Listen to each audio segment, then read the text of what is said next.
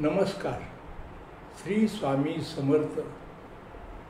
आपल्या सर्व दर्शक श्रोत्यांचे यशवंत यूट्यूब चॅनलच्या वतीने मनपूर्वक स्वागत करतो.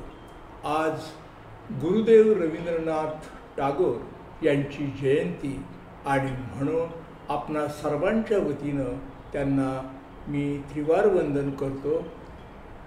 कवी रवींद्रनाथ टागोर हे केवळ बंगालमध्येच नव्हे, महाराष्ट्रामध्येच नव्हे, भारतातच नव्हे तर जागतिक कीर्तीचे ते सुप्रसिद्ध संवेदनशील कवी होते आणि कवितेच्या क्षेत्रामध्ये त्यांनी अतिशय भरीव अशी कामगिरी केली आणि त्यांच्या सुप्रसिद्ध गीतांजली या काव्यसंग्रहास जागतिक कीर्तीचा, अतिशय प्रतिष्ठेचा, साहित्यामध्ये मानला गेलेला नोबेल पारितोषिक हा पुरस्कार 1913 मध्ये त्यांना सन्मानपूर्वक बहाल करण्यात आला. गुरुदेव रवींद्रनाथ टागोर यांचे व्यक्तिमत्व कुणालाही सहज भुरळ पाडणारे आणि आदर वाटणारे असे ऋषितुल्य होते. ते अंतर्बाह्य ऋषितुल्य ह्या भावनेने अभिमंत्रित झालेले असत.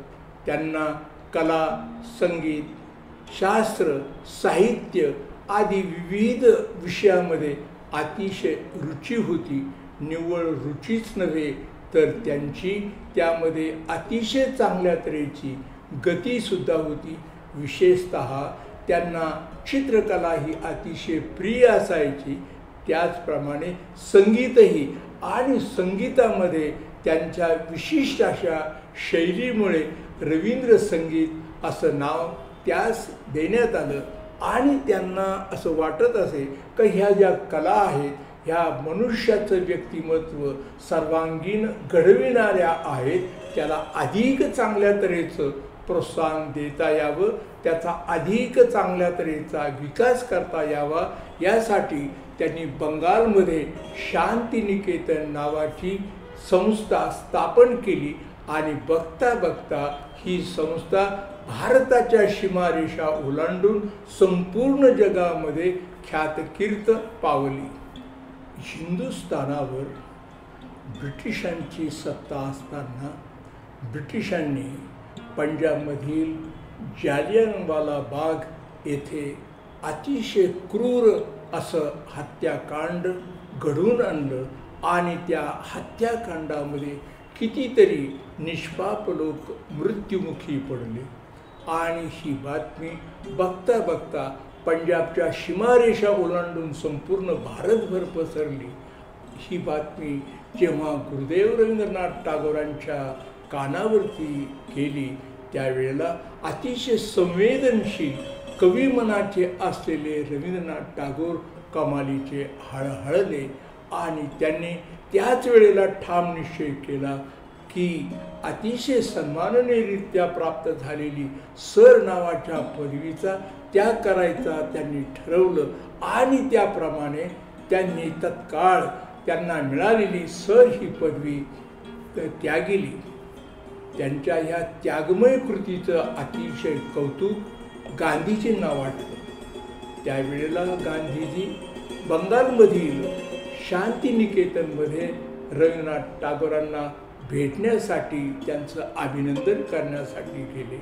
दोघेही तेथे काही दिवस वास्तव्यास असताना तेथील सर्व कार्य पाहिल्यानंतर महात्मा गांधी अत्यंत प्रभावित झाले आणि त्यांनी रवींद्रनाथ टागोरांना गुरुदेव ही अतिशय सन्माननीय पदवी दिली.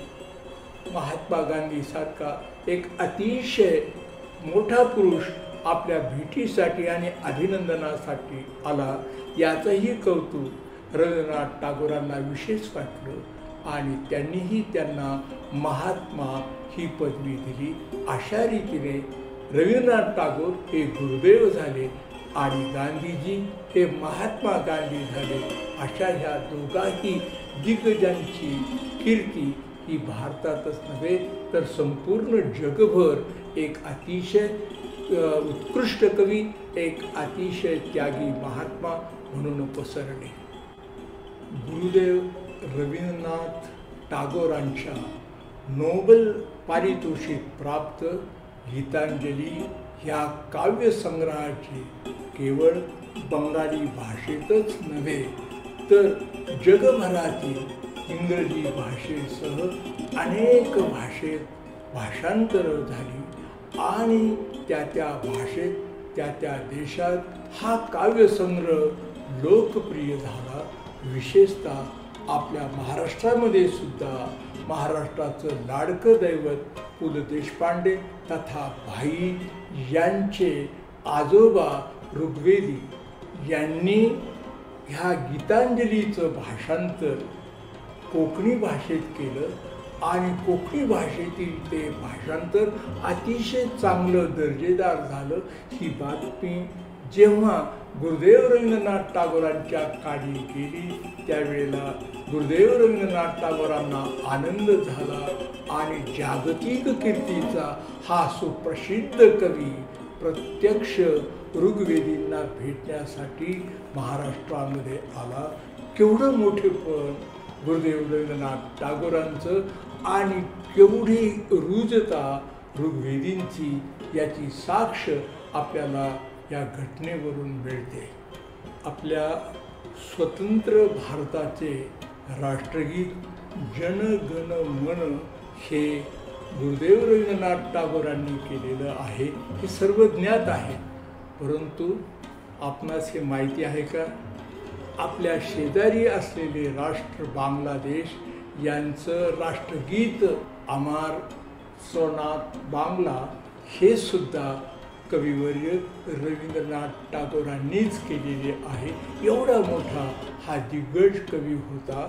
अशा ह्या दिग्गज कवीला, स्वातंत्र्य चळवळीत भाग घेणाऱ्या स्वातंत्र्यवीराला आणि अतिशय संवेदनशील मनाच्या ह्या व्यक्तिमत्वाला आपल्या सर्व दर्शक श्रोत्यांच्या वतीने त्यांच्या जन्मतिथीच्या निमित्ताने विनम्र अभिवादन करतो आणि येथेच थांबतो.